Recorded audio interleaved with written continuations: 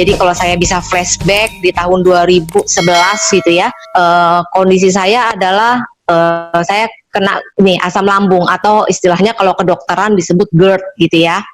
Nah, awalnya sih saya ngerasa itu hal yang biasa gitu ya, karena gejala saya memang bukan yang maksudnya dalam arti yang parah banget gitu ya, tapi itu sangat mengganggu. Jadi dalam 1 minggu itu bisa kambuh bisa 3 kali. Yang dalam arti gini, salah makan, contoh ya, misalnya seandainya kata makan nasi kuning gitu ya, itu buat perut saya itu jadi kembung gitu, itu sudah nggak enak kondisinya seharian seperti itu, dan itu bisa 1 minggu itu 3 kali, sangat mengganggu. Nah kalau saking sudah agak lebih parah, itu bisa sampai naik sampai ke dada, itu bisa kayak bener banget yang dibilang Pak Hardi, sesek gitu ya. Jadi bisa kayak muntah gitu ya, bahkan bisa keluar kayak aroma yang asam gitu. Nah itu kan ternyata nggak bagus sekali, bisa kena jantung gitu ya. Nah setelah saya tahu gitu ya, akhirnya waktu itu saya cari solusi. Nggak benar juga nih kalau kondisinya seperti ini gitu ya, karena kalau sekali pergi, contoh pergi ke dokter gitu ya, ke rumah sakit gitu, nggak murah juga loh, sekali pergi bisa 500.000 gitu loh. Dan ya solusinya apa? Dokter pasti solusinya obat aja ya kan, minum sembuh gitu. Tapi nanti kalau kambuh lagi, balik lagi ke sana. Ya saya bilang lumayan juga ya, di tahun 2011 sudah 500.000, ya sudah lumayan gitu ya. Nah saya waktu itu mikir gitu, gimana ini ya kan ke depannya.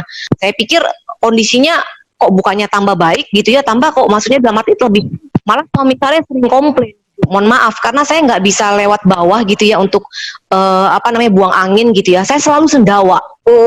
Itu sendawanya bukan yang kecil-kecil gitu ya, kadang panjang gitu, sampai suami saya bilang, ih gila nih banget sih nih orang gitu ya, kok maksudnya orangnya ayu-ayu tapi kok sendawanya ngeri banget gitu loh. Nah itu sangat mengganggu Bapak Ibu. Nah, akhirnya waktu itu saya putuskan, oke, saya nggak bisa begini terus gitu ya, karena efeknya juga nggak bagus gitu ya.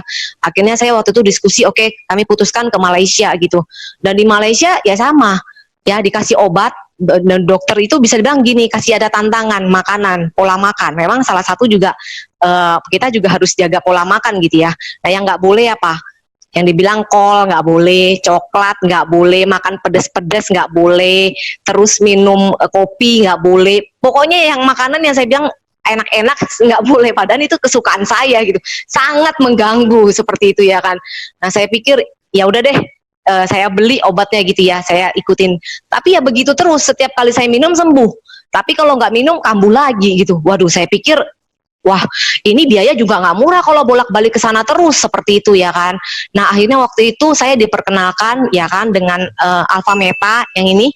Waduh ini bagus banget beneran. Nah waktu itu saya taunya ini adalah makanan sel, nyambung gitu loh ya kan, dikenalkan.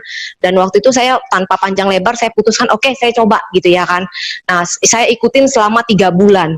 Ya, belum berhenti sampai situ. Akhirnya waktu itu saya coba lagi yang namanya Alpaspin gitu ya. Nah, kalau Alpaspin ini saya selalu pakai ini, campur dengan air Alpaspin. Nah, ini kalau Bapak Ibu bisa lihat itu kan bagus banget ya, ada air, ada oksigennya gitu ya, gelembung-gelembungnya ya.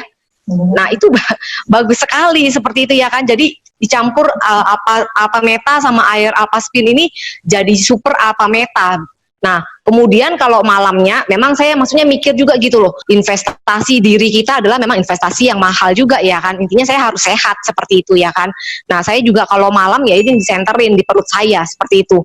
Tapi kalau dibilang mahal, enggak juga loh. Jauh kalau saya bilang lebih murah. Kenapa? Daripada saya bolak-balik ke rumah sakit yang keluarnya mungkin awalnya sedikit-sedikit, tapi lama-lama bisa jadi besar loh Bapak Ibu, ya kan. Dibandingkan yang ini, Alpaspin saya langsung beli sekali ya kan, tapi saya bisa pakai bertahun-tahun seperti itu.